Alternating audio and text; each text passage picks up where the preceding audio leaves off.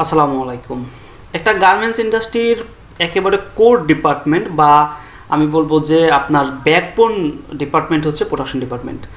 Because এই production ডিপার্টমেন্টের উপর ডিপেন্ড করি বা প্রোডাকশনের জন্যই কিন্তু আমাদের অন্যান্য ডিপার্টমেন্টগুলো কাজ করে থাকে বা ব্যাকওয়ার্ড লিঙ্কেজগুলো কাজ করে থাকে। তো সেই সেন্স থেকে আমার মনে হলো যে আসলে প্রোডাকশন রিলেটেড একটা ভিডিও আমি দেওয়ার চেষ্টা করি। তো অনেকদিন পরে যদিও আমি ভিডিও দিচ্ছি, তো এই জন্য দুঃখিত। বিকজ আমি অনেক ব্যস্ততার কারণে কন্টিনিউ ভিডিও দেওয়া হয় না। তো যাই হোক, আজকের আমাদের টপিক হচ্ছে গার্মেন্টস প্রোডাকশন ম্যানেজমেন্ট। অর্থাৎ একটা গার্মেন্টসে প্রোডাকশন ম্যানেজমেন্টটাকে আসলে কিভাবে কন্ট্রোল করা হয় বা কিভাবে হ্যান্ডেল করা হয়, সেটার উপরে হচ্ছে আমি মোটামুটি বিস্তারিত একটা বা বেসিক একটা আইডিয়া আপনাদের দিয়ে দেওয়ার চেষ্টা করব। তো এইটার সাথে রিলেটেড মেইনলি কিছু কি পার্সন আছে, সেই কি পার্সনগুলোর কথা যদি আমি বলি, আপনার প্রথমত সুপারভাইজার, লাইন চিফ, এরপরে হচ্ছে এপিএম, পিএম এবং আই। আসলে এরাই কিন্তু মেইনলি প্রোডাকশন বেস কাজ করে থাকে বা প্রোডাকশনের একেবারে ফ্লোর বেস যে কাজগুলো সেগুলো কিন্তু করে থাকে।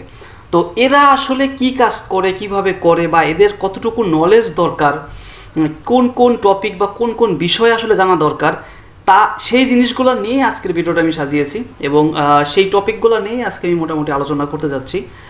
তো চলুন শুরু করা যাক। দেখুন এখানে প্রথম স্লাইডটা হচ্ছে আমার এখানে গার্মেন্টস প্রোডাকশন ম্যানেজমেন্ট। ওকে আমি প্রথম স্লাইডে চলে যাই। এটা হচ্ছে আপনার লাইন চিফ, এপিএম, পিএম এর পরিচিতি। তো আমি যে কথা বলতেছিলাম একটু আগে, যে একটা ফ্লোর বেস বা একটা ফ্লোর কন্ট্রোল, ফ্লোর হ্যান্ডেলিং বা ফ্লোর বেস যে কাজগুলো, প্রোডাকশন বেস যে কাজগুলো, একেবারে প্রোডাকশনের সাথে থেকে যারা কাজ করে তারা হচ্ছে এই লাইন চিফ, এপিএম, পিএম এবং আই। তো এদের পরিচিতি আসলে কি, একটা এদের আসলে সিকোয়েন্সটা কি? দেখুন একেবারে ফ্লোরে লাইনে কিন্তু মেইনলি কাজ করে হচ্ছে লাইন চিফ। লাইন চিফ একটা লাইনে কাজ করে, তার লাইন দুইটা বা তিনটা সেকশনে কিন্তু আপনার ভাগ করা থাকে, যেমন ফ্রন্ট পার্ট, তারপর হচ্ছে ব্যাক পার্ট, অ্যাসেম্বলি, হ্যাঁ, এরকম ভাগ করা থাকে। এবং ইনপুট সেকশন সেটাও আলাদা থাকতে পারে। এটা হচ্ছে আপনার গার্মেন্টস ওয়াইজ ডিপেন্ড করে যে আসলে তারা কয়টা সেকশন রাখবে, তিনটা নাকি চারটা। যাই হোক, সেই এক একটা সেকশনের প্রধান কিন্তু থাকে একজন সুপারভাইজার।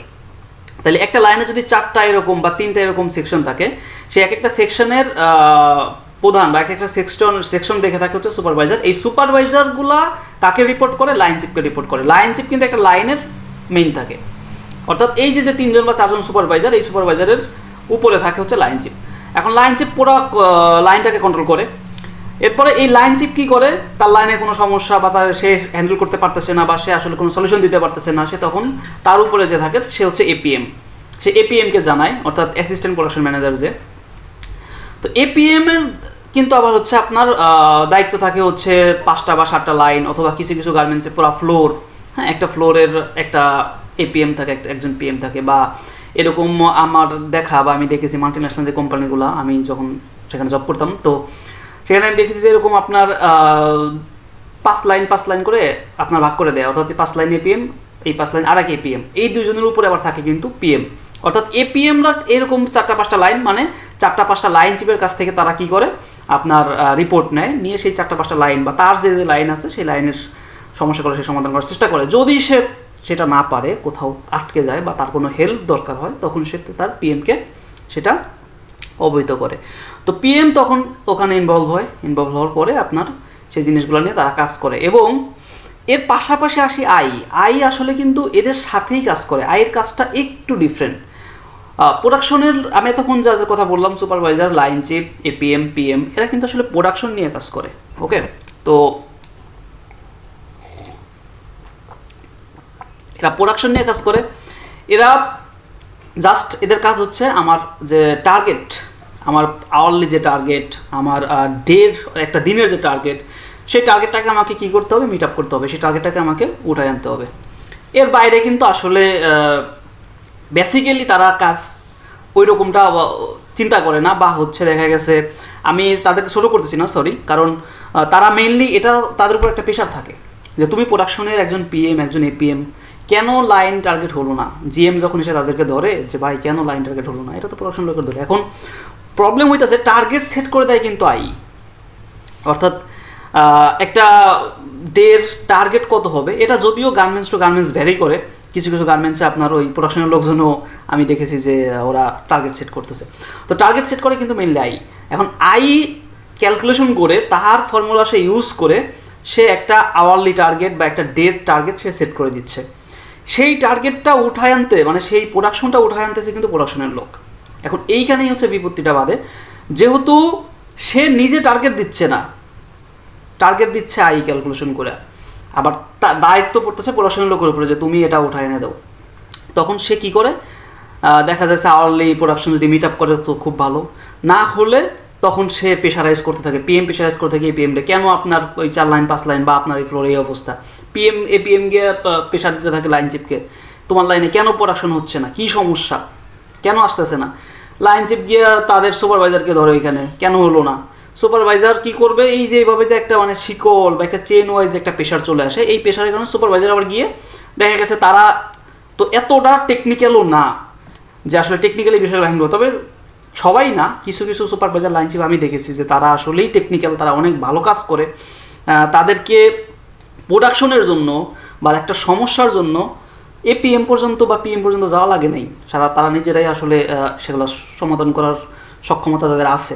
তো আসলে যারা একটু নন টেকনিক্যাল বা একটু টেকনিক্যাল নলেজ যাদের নাই, যারা শুধুমাত্র বুঝে যে প্রোডাকশন আমি প্রেশার দিব প্রোডাকশন আসবে, প্রেশার দিব প্রোডাকশন আসবে, একটা অপারেটর সে কাজ করতেছে না, তাকে গিয়ে আমি প্রেশার দিলাম, তার সাথে দুটা স্ল্যাং ইউজ করলাম, সে ভয় পাইলো, ভয়ে সে কী করলো প্রোডাকশন দিয়ে দিল, বিষয়টা মানে এরকমই একটা মাইন্ডসেট তাদের মধ্যে কাজ করে। তো তখন যখন এই যে চাপটা পিএম থেকে এপিএমে আসে, এপিএম থেকে লাইন চিপে আসে, লাইন চিপ থেকে সুপারভাইজারে যায়, সুপারভাইজার তখন গিয়ে কী করে অপারেটরকে ওই রকম প্রেশারাইজ দিতে থাকে, অনেক সময় তারা সিলাংও ইউজ করে। হ্যাঁ, এই জিনিসগুলো হয় যেটা আসলে কমপ্লায়েন্স আপনার ব্রেক করে। কমপ্লায়েন্সে কিন্তু আসলে স্পষ্টভাবে জিনিসটা নিষিদ্ধ। আপনি কোনো শ্রমিকের সাথে বা কোনো ওয়ার্কারের সাথে আপনি খারাপ বিহেভিয়ার, কোনো গালি, এগুলো আপনি ব্যবহার করতে পারবেন না। তো যাই হোক, এইভাবে কিন্তু আসলে প্রোডাকশনের লোকগুলো কাজ করে। এখন আই যে জায়গাটাতে কাজ করে, আইয়ের কথা আমি বলবো, আই কাজ করে হচ্ছে মেইনলি প্রবলেম সলিউশন নিয়ে। ধরেন আমার ফ্রন্ট পার্টে একটা মেশিন, আমি যদি ওই ফ্রন্ট পার্টে একটা প্যান্টের কথা বলি, প্যান্টের একটা লাইন ফ্রন্ট পার্টে ধরেন হচ্ছে আপনার ফ্রন্ট পকেট জয়েন করতেছে, তো ফ্রন্ট পকেট জয়েন করতেছে, সেখানে আমার যে টার্গেট সেটা মিট হচ্ছে না। এখন আই গিয়ে সেখানে ইনভলভ হলো, সেখানে সাইকেল টাইম নিল, সাইকেল টাইম নেওয়ার পরে সেখানে সে প্রোডাকশন স্টাডি করলো বা তাকে আরও মোটিভেশন দিল, যাই করার আই করলো, করার পরে আই যখন দেখলো যে না এর দিয়ে আসলে আমার এত পিস সম্ভব, সে আওয়ারলি এত পিস পারবে, তখন ওইভাবে কিন্তু আই হচ্ছে সেখানে সেট করে। যদি আমার আওয়ারলি প্রোডাকশন টার্গেট লাইনের আপনার ধরেন 60 পিস হয়, ও পারতেছে 30 পিস, তখন ওইখানে আরেকটা অপারেটর কিন্তু আই দেয় যে ঠিক আছে দুজন মিলে তাহলে 60 পিস আমার দিয়ে দাও। ওকে, তো এই জিনিসগুলো কিন্তু আসলে টেকনিক্যাল জিনিস, এগুলা আপনাকে অনেক ক্যালকুলেশন আছে, অনেক ব্যাপার স্যাপার আছে যেগুলো আসলে আই করে, আই এই ক্যালকুলেশনগুলো করেই কিন্তু আই সেট করে। যাই হোক, আমি এতক্ষণ পর্যন্ত লাইন চিপ, পিএম, এপিএম, তারপরে হচ্ছে আপনার আই, এদের পরিচয় বা এরা আসলে কী করে এই সম্পর্কে বললাম। তো ওকে, আমরা এখন আমাদের পরের স্লাইডে চলে যাই, দেখি আসলে প্রোডাকশন ম্যানেজমেন্টের ক্ষেত্রে প্রথম কী লাগে বা কোন কোন জিনিসগুলো দরকার।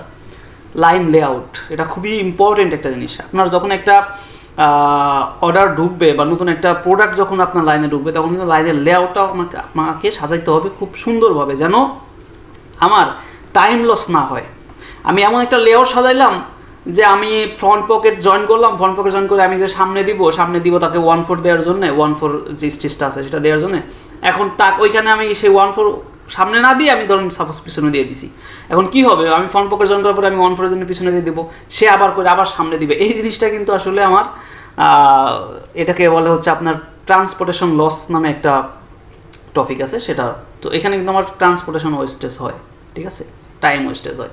তো এই লেআউটটা আমাকে এমনভাবে সাজাইতে হবে যেন প্রোডাক্টটা শুধুমাত্র সামনের দিকেই যায়, শুধুমাত্র সামনের দিকে যায় বিষয়টা, এটা তো থাকতেই হবে, পাশাপাশি দ্রুত যেন কাজগুলো হয় এমনভাবে সাজাইতে হবে। আমার মেশিন এমনভাবে বসাইতে হবে, আমার সেন্টার টেবিল বসাইতে হবে, অথবা সেন্টার টেবিল না থাকলে এখন তো অনেক সময় যে মুখোমুখি যে লাইনটা করে বা জেট আকারে যে লাইনগুলো করে, তো এইগুলোতে কিন্তু আপনার ইজিলি হচ্ছে সামনের দিকে আগায় এবং খুব ভালোভাবে কাজগুলো করা যায়। তো এইভাবে লেআউটটা মেইনলি ভালোভাবে সাজাইতে হবে।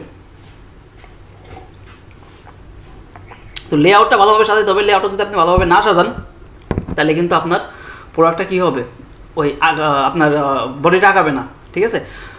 তো লাইন লেআউট সম্পর্কে খুব ভালো নলেজ থাকতে হবে একজন লাইন চিপের, পাশাপাশি সুপারভাইজারদের লাইন লেআউট সম্পর্কে আসলে তার সেকশন সম্পর্কে জানলেই হয়, বাট একজন লাইন চিপের লাইন লেআউট সম্পর্কে খুব ভালো আইডিয়া তার রাখতে হয়। যদিও লেআউটের বিষয়গুলা আমাদের যে আই থাকে আই করে দেয়। ওকে, এরপরে আসি cycle time, SMB, efficiency, man power. এই জিনিসগুলো আসলে মেইনলি ক্যালকুলেশন করে আই, কিন্তু আমি বলবো যে একজন লাইন চিফ, একজন সুপারভাইজার বা একজন পিএম, এপিএম হিসাবে আপনার এটা জানা উচিত।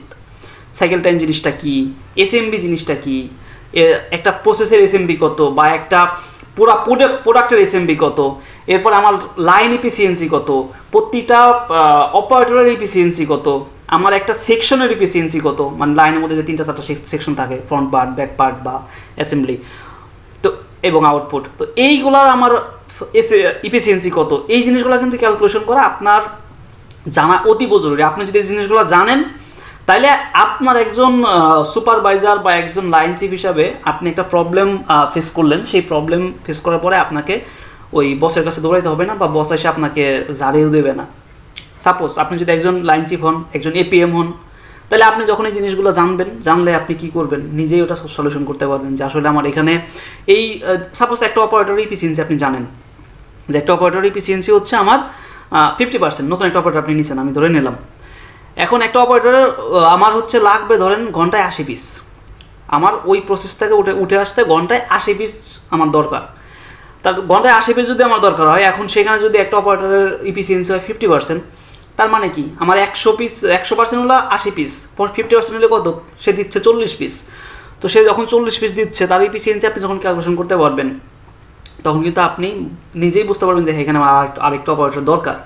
বা তার ইফিসিয়েন্সি যদি 65 বা 70-র কাছাকাছি যায়, তখন তাকে কিভাবে একটু ট্রেন আপ করা যায়, একটু মোটিভেশন দেওয়া যায়, বা তাকে আর কতটুকু হেল্প করলে, এই যে বান্ডেল হ্যান্ডেলিংয়ের ক্ষেত্রে আমি কোনো কিছু চেঞ্জ করবো কিনা, কারণ আমি দেখবো যে আসলে বান্ডেল হ্যান্ডেলিংয়ে কোনো টাইম ওয়েস্টেজ হচ্ছে কিনা। তো এই জিনিসগুলো কিন্তু আপনার জানা উচিত, জানলে আপনি ইজিলি তখন ওই প্রবলেমটা সলিউশন করতে পারবেন। কারণ এখানে আপনাকে মেইনলি মনে রাখতে হবে যে আমার কিন্তু এই লস, যে টাইমটা লস হয়, এটা কিন্তু আসলে দুই প্রকার হয়, এটা ভ্যালু এডেড লস, নন ভ্যালু এডেড লস, ঠিক আছে। সো ভ্যালু এডেড যেটা আর নন ভ্যালু এডেড যেটা, এটা নিয়ে আসলে সামনে আছে আমাদের একটা পিডিএফ বই আছে, আপনারা যদি এটা নেন তাহলে এর মধ্যে আসলে পাবেন। পাশাপাশি cycle time, SMB, efficiency, man power calculation কীভাবে করে খুব সুন্দরভাবে পিডিএফ বইয়ের মধ্যে আমি দিয়ে দিয়েছি। তো পিডিএফ বইটার লিঙ্ক আমি ডেসক্রিপশন বক্সে দিয়ে দিব, আপনারা সেখান থেকে এটা নিয়ে নিতে পারবেন। খুব মানে জাস্ট অল্প কিছু অ্যামাউন্ট এটার আপনাকে স্পেন্ড করতে হবে আর কি, দিতে হবে। একেবারে নামমাত্র মূল্যে আপনি এই বইটা নিতে পারবেন, নিয়ে আপনি এই জিনিসগুলো সম্পর্কে জানতে পারবেন। ওকে, তো সাইকেল টাইম জিনিসটাকে আমি জাস্ট বলে যাই। সাইকেল টাইম জিনিসটা হচ্ছে একটা প্রসেস হইতে কত সময় লাগে, একটা প্রসেস যখন শুরু করবে সেখান থেকে আপনি টাইমিংটা ধরবেন, ও শেষ করলে কত সেকেন্ড লাগলো, এটাই সাইকেল টাইম, ঠিক আছে। এসএমবি এর একটা ফর্মুলা আছে, সেই ফর্মুলা বা একটা সূত্র আছে, সেই সূত্রের মধ্যে সাইকেল টাইম বসিয়ে আমাকে এসএমবি বের করতে হবে। এরপর ইফিসিয়েন্সিও সেম, এটা আসলে আমার সূত্র আছে, সূত্র দিয়ে বের করবো। তারপরেও বলি ইফিসিয়েন্সির একেবারে বেসিক যে সূত্র আমার, যদিও গার্মেন্টস ইফিসিয়েন্সির সূত্রটা একটু ডিফারেন্ট, বাট বেসিক যে সূত্র সেটা হচ্ছে আপনার ইনপুট বাই আউটপুট, ঠিক আছে। সরি, আউটপুট বাই ইনপুট, অর্থাৎ একটা অপারেটর আমাকে হচ্ছে ধরেন ওর কি বলে, আমার লাগবে হচ্ছে 100 পিস, আমার লাগবে 100 পিস, একটা অপারেটর দিচ্ছে হচ্ছে আমার কত, 80 পিস। তাহলে আমি কী করবো, 80 ভাগ 100, এর সাথে গুণন দেবো 100, এটার ইফিসিয়েন্সি আসবে 80%। ওকে, এই ধরনের ক্যালকুলেশন কিন্তু আছে। সো আপনার একজন line chief, PM, APM, supervisor, আপনাদের এটা জানা উচিত, বোঝা উচিত। আমি দেখেছি যে আমি পড়াশোনা লেভেলে আমি কাজ করেছি, আই ডিপার্টমেন্টে কাজ করেছি, তো এখানে আমি দেখেছি যে আসলে তাদের এই সম্পর্কে বা এই জিনিসগুলো সম্পর্কে আসলে অত আইডিয়া নাই। তারা তখন এইগুলো নিয়ে আসলে ওইভাবে বুঝতেও চায় না, জানতেও চায় না। একটা সমস্যার মধ্যে পড়লে দেখা গেছে তখন তারা এখানে ওখানে দৌড়াদৌড়ি করে, দিন শেষে কিন্তু পেশাটা তার উপরেই আসে, ঠিক আছে। তো ওকে, ঠিক আছে, আমরা যাই এরপরে দেখি লাইন ব্যালেন্স এবং বটলনেক। লাইন ব্যালেন্স এবং বটলনেক জিনিসটা কি? লাইন ব্যালেন্সিং কিন্তু খুবই গুরুত্বপূর্ণ, খুবই ইম্পর্টেন্ট একটা term for our garments industry, because আপনি যদি প্রপার লাইন ব্যালেন্সিং করতে না পারেন, তাহলে কিন্তু আপনার যে টার্গেটেড প্রোডাকশন, সেই টার্গেট ফিল হবে না, টার্গেট মিট আপ হবে না, ঠিক আছে। কারণ লাইন ব্যালেন্সটা হচ্ছে এমন একটা বিষয় যেন আমার সবসময় ফ্লোটা থাকে, সবসময় ফ্লো থাকবে, অর্থাৎ মেশিন চলবে, কন্টিনিউ ওটা চলতে থাকবে। এমন একটা জায়গায় গিয়ে, যেমন আমি যদি সাপোজ ধরি আমার লাইনে 80টা মেশিন আছে, ধরেন সাপোজ 80টা মেশিন আছে, এই 80টা মেশিনের ফ্লোটা সেম হইতে হবে, যেন করে কোথাও যেন জমে না যায়। যদি সাপোজ ধরেন যে ইনপুট সেকশন থেকে আমার বডিটা আস্তে আস্তে আস্তে আস্তে অ্যাসেম্বলিতে আইসা একেবারে দেখা গেছে এরকম পালা হয়ে গেছে, জমা হয়ে গেছে, ওইটাকে বলা হচ্ছে আপনার বটল নেক হয়ে গেছে, ঠিক আছে। এরপরে কি হবে, ওখানে যদি জমা হয়ে যায় সামনের লোকগুলা পাবে না, সামনের লোকগুলা বসে থাকবে, আবার পিছনের লোকগুলা হচ্ছে কি তাদের উপর অনেক প্রেশার যাচ্ছে, তারা ঠিক মতো আসতেছে না, এবং ওই বটলনেকটা যেখানে হয়েছে সেখানে সেই প্রসেসে বা তার আশেপাশে যারা আছে তাদের উপর কথা তো বাদই দিলাম, তাদের উপর তো কেমন করে যায়, কেন এটা জমলো, কেন হইলো। কিন্তু সুপারভাইজার গিয়ে বললে যে ভাই কেন এটা হয়েছে, কেন এখানে জমাইছিস তুই, এটা কেন জমছে, কিন্তু এটা তো অপারেটর কিভাবে বলবে কেন জমছে, অপারেটর কাজ করতেছে। হ্যাঁ আছে, কিছু অপারেটর আছে যে তারা ইচ্ছাকৃত হোক বা হচ্ছে তারা জানে যে এটা আসলে হবে, তারপর তারা আস্তে আস্তে কাজ করে, তারা রিল্যাক্সে করে, ওই প্রেশার তারা আসলে ওইরকম ডোন্ট কেয়ার, একটা থিঙ্কিং তাদের মধ্যে থাকে। যাই হোক, এটা অল্প সংখ্যক অপারেটর। তারপর গিয়ে সে দেখা গেছে সুপারভাইজারকে এখানে কেন জমাইছিস, কেন জমছে, কেন হয়েছে এগুলা, হ্যাঁ। কিন্তু ওইটা তো আসলে ফাইন্ড আউট করতে হবে, এটা প্রবলেমটা যে হয়েছে কেন হয়েছে সেটা ফাইন্ড আউট করার জন্যই কিন্তু ভাই সুপারভাইজার আপনারা রাখা হয়েছে, লাইন চিফ এপিএম পিএম আপনারা রাখা হয়েছে ওইটা ফাইন্ড আউট করার জন্যই, যেন আপনি এখানে কেন হয়েছে ওটা আপনি সলিউশন করে দিবেন, সলিউশন করে দেওয়ার পরে তারপর ওটা হচ্ছে সামনে যাবে, সাথে আইও থাকবে, অবশ্যই এখানে আইও রেসপন্সিবিলিটি আছে। সো এই জিনিসগুলো যদি আপনি সলিউশন করে না দেন ওরে, সাপোজ একটা অপারেটর সে চাচ্ছে হ্যাঁ আমি খুব দ্রুত দিব, কিন্তু সে আসলে সামহাও হচ্ছে না, ওইখানে বটলনেক জমে গেছে, সেও বুঝতেছে না কেন এরকম হচ্ছে, কিন্তু প্রবলেমটা দেখা গেছে যে মেশিনের স্পিডটা কম হইতে পারে, বা ওইখানের যে আপনার বান্ডেল হ্যান্ডেলিং এটার একটা প্রবলেম হইতে পারে, পিছন থেকে হচ্ছে ফ্লোটা ওইভাবে আসতেছে না, এটার একটা কারণ হইতে পারে, মেশিনের কিছু প্রবলেম আছে যে মেশিন বারবার আমার স্টিচ কেটে যাচ্ছে, নিডেল ভেঙে যাচ্ছে, এই প্রবলেম হইতে পারে, ঠিক আছে।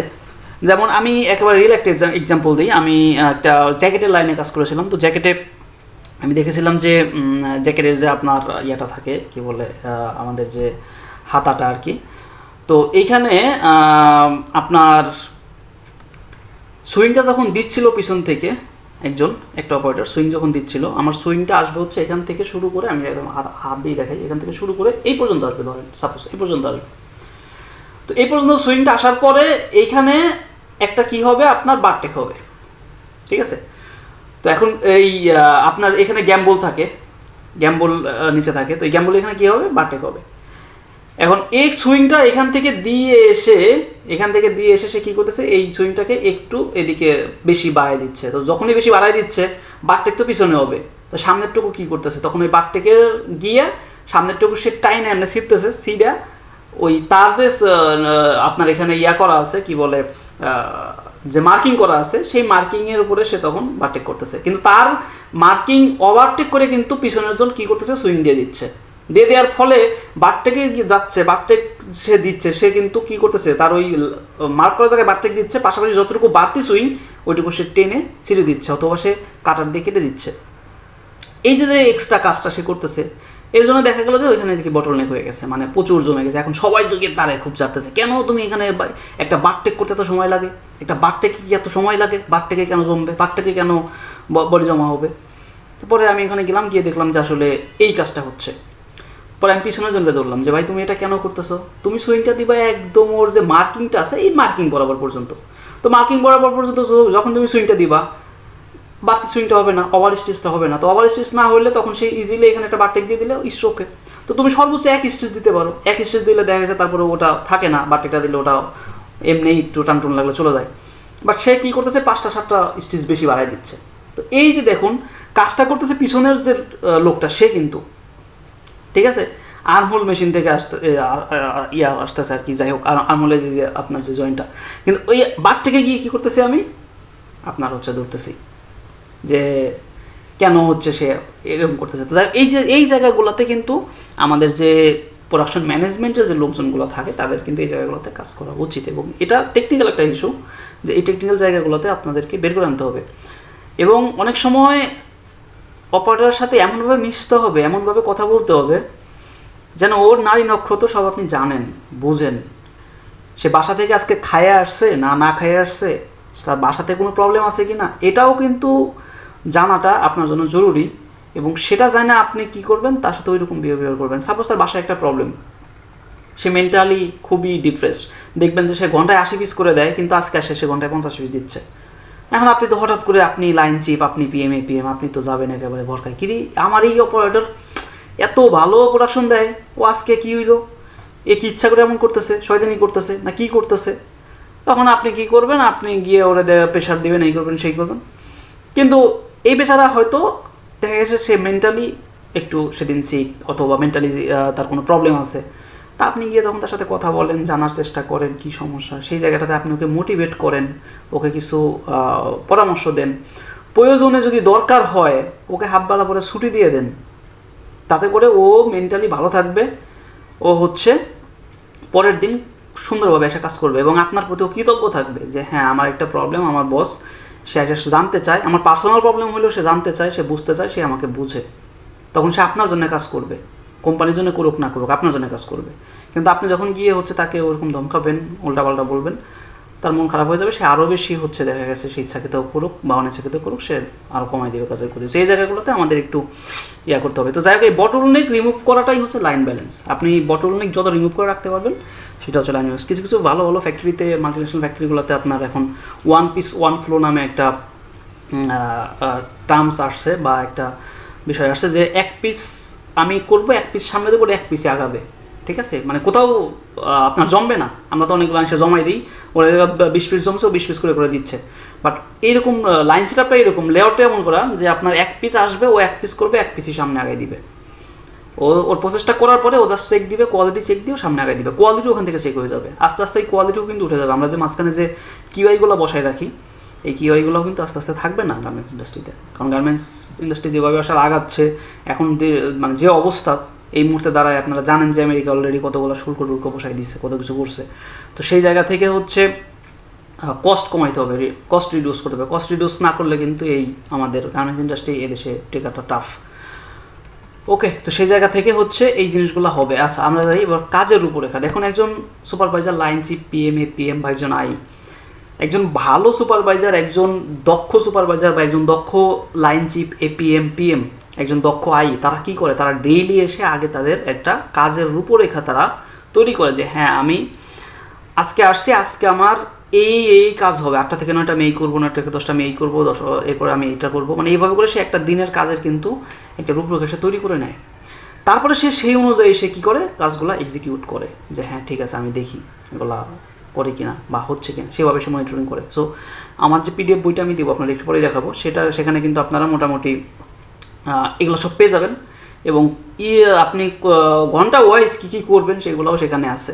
ওকে, এরপরে দেখুন শ্রমিকের সাথে সম্পর্ক।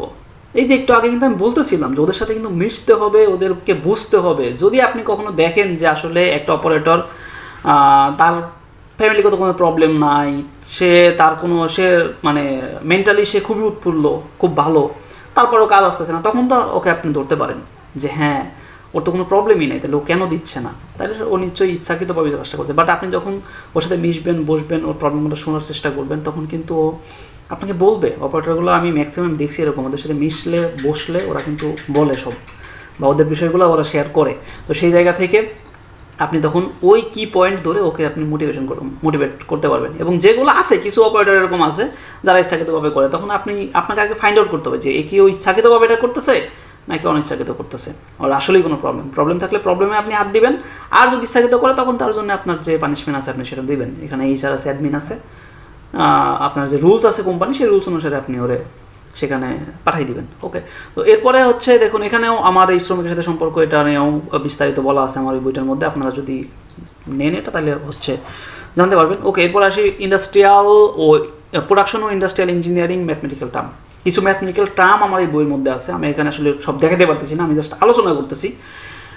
অনেকগুলো ম্যাথমেটিক্যাল টার্ম, অর্থাৎ প্রোডাকশন রিলেটেড, আওয়ারলি প্রোডাকশন বের করা, এফিসিয়েন্সি বের করা, এসএমবি বের করা, সাইকেল টাইম কীভাবে নিব, তারপরে হচ্ছে আমার আপনার হচ্ছে এই যে কি বলে স্যাম বের করা, ঠিক আছে? স্যাম আর এসএমবি আসলে আমি এই বইটার মধ্যে একই করে দিছি, স্যাম যেটা, অর্থাৎ এসএমবি হলো আপনার স্ট্যান্ডার্ড মিনিট ভ্যালু, আর স্যাম হচ্ছে আপনার কি স্ট্যান্ডার্ড অ্যালোকেটেড মিনিট।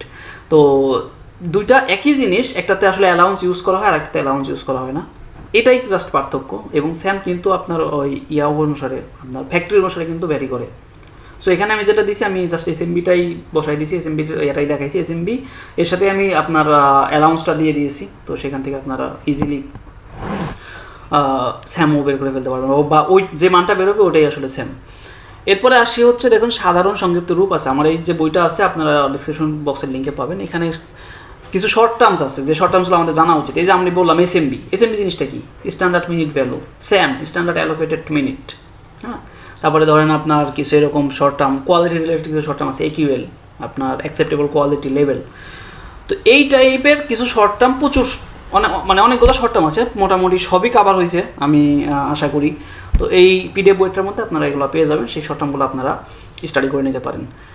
তো আজকে একটা গার্মেন্টস ইন্ডাস্ট্রিতে আসলে প্রোডাকশন ম্যানেজমেন্ট কীভাবে হয় বা কীভাবে করতে হয় বা আসলে কীভাবে চলে সেই উপরে আমি আপনাদের আইডিয়া দেওয়ার চেষ্টা করলাম। তো আমি এখন আমার ওই পিডিএফ বইটা দেখাই। দেখুন এখানে যে আমার বইটা আছে, যে লাইন চিপ এপিএম পিএমও আইদের জন্য। এখানে গার্মেন্টস প্রোডাকশন ম্যানেজমেন্ট, আমি জাস্ট টপিক পরিচিতিটা দেখাই যে আসলে এখানে কি আছে। দেখুন প্রথম অধ্যায়, যেটা প্রথম আছে হলো আপনার পরিচিতি। এরপরে প্রথম অধ্যায় আছে হচ্ছে আপনার লাইন চিপ পিএম এপিএম এর ভূমিকা কি হবে, লাইন লেআউট কিভাবে হবে। তৃতীয় অধ্যায় আছে হচ্ছে আপনার cycle time, SMB, efficiency, man power calculation. এরপর লাইন ব্যালেন্স এবং বটলনেক, আপনি কিভাবে লাইন ব্যালেন্স করবেন, বটলনেক হইলে আপনি কি কি করবেন সেই জিনিসগুলো আছে। এই যে একদিনের কাজের রূপরেখা কি হবে, শ্রমিকের সাথে সম্পর্ক কী হবে, এই জিনিসগুলো কিন্তু আমি এতক্ষণ আলোচনা করলাম। প্রোডাকশন ইন্ডাস্ট্রিয়াল ইঞ্জিনিয়ারিং ম্যাথমেটিক্যাল টার্মগুলো আমি একটু ভিতরে গিয়ে দেখাই আপনাদের। দেখুন একজন লাইন চিপের কাজ কি হবে, কাজগুলো কি যে সুন্দর করে এখানে আপনার দেয়া আছে। নেতৃত্ব, দায়িত্বের বন্টন, সমস্যার সমাধান, কমিউনিকেশন, কর্মী প্রশিক্ষণ ও উন্নয়ন করা, হ্যাঁ এই জিনিসগুলো। এরপরে প্রথম অধ্যায়ে আছে লাইন চিপ এপিএম ভূমিকা, তাদের ভূমিকা কী হবে, তারা উৎপাদনে কী কী করবে। আপনি এখান থেকে মোটামুটি সবই জানতে পারবেন যে আসলে একজন লাইন চিপ পিএম এপিএম এর আসলে কাজটা কী এবং তাদের ভূমিকা, মুখ্য ভূমিকাটা কী। ওকে, এই যে এখানে পয়েন্ট করে সব দেয়া আছে। 2 নম্বরে লাইন লেআউট। দেখুন লাইন লেআউটটা আসলে কীভাবে আপনি বিশ্লেষণ করবেন বা কীভাবে একটা লেআউট আপনি তৈরি করবেন সেই জিনিসগুলো দেয়া আছে, এবং কিছু কয়েকটা প্রোডাক্টের লেআউট এখানে দেয়া আছে। আমি একটু নিচে যদি যাই আপনাদের দেখাই,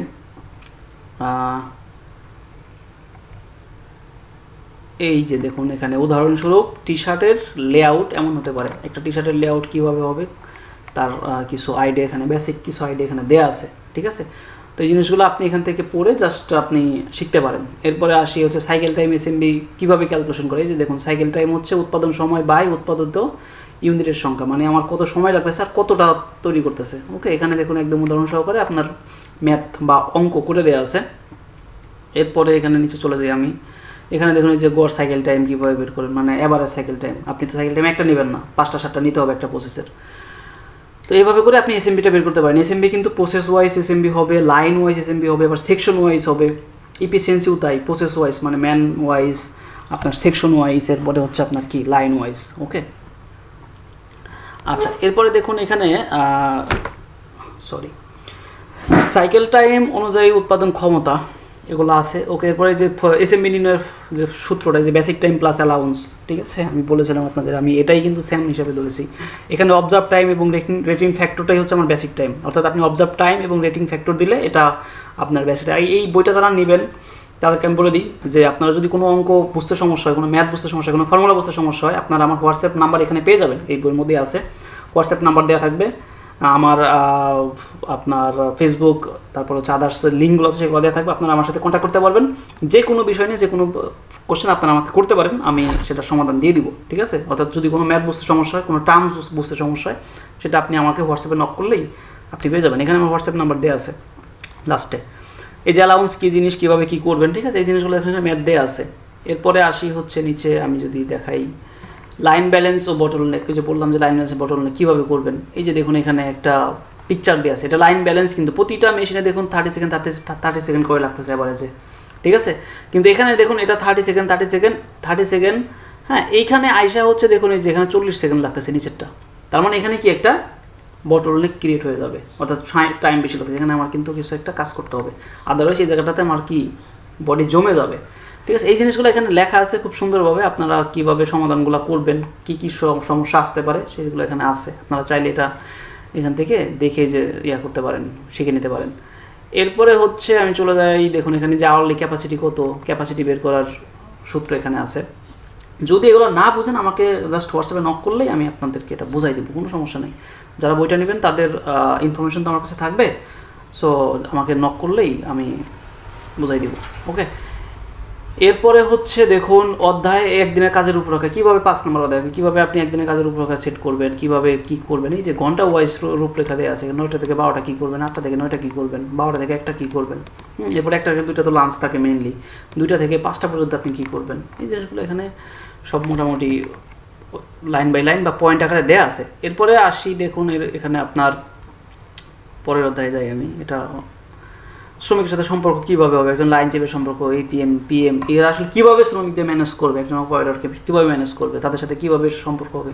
অনেক সময় দেখা গেছে লাইন চিপ গিয়ে একটু বকাঝকা করলে পিএম গিয়ে কিন্তু তাকে আবার দেখা একটু মানে করবে, আদর করবে বা তাকে তার পক্ষ নিয়ে কথা বলবে। এটা কিন্তু একটা মানে পলিটিক্স বলেন বা যেটাই বলেন, এটা একটা স্ট্র্যাটেজি, ঠিক আছে।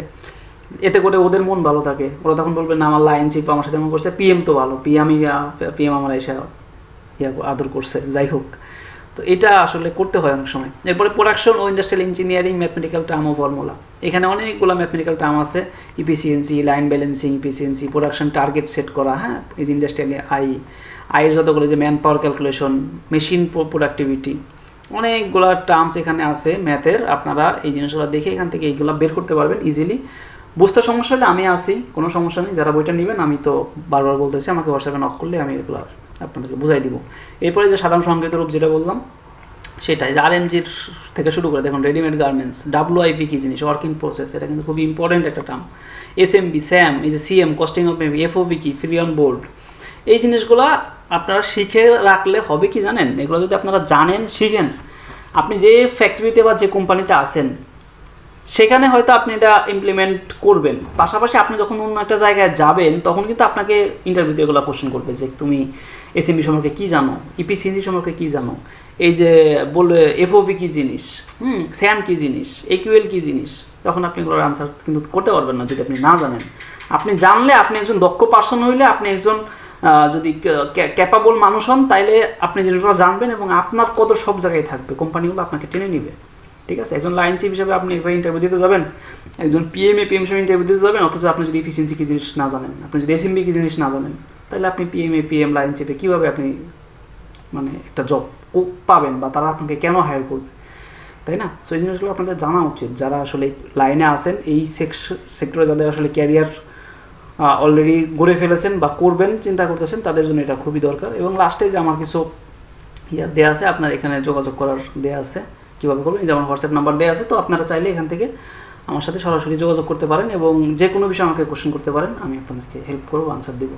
তো আজকের মতো এই পর্যন্ত, ভিডিওটা অনেক বড় হয়ে গেছে, যারা এতক্ষণ পর্যন্ত ধৈর্য ধরে দেখছেন এই জন্য আপনাদেরকে ধন্যবাদ। তো নেক্সট ভিডিও পর্যন্ত ওয়েট করুন। আল্লাহ হাফেজ।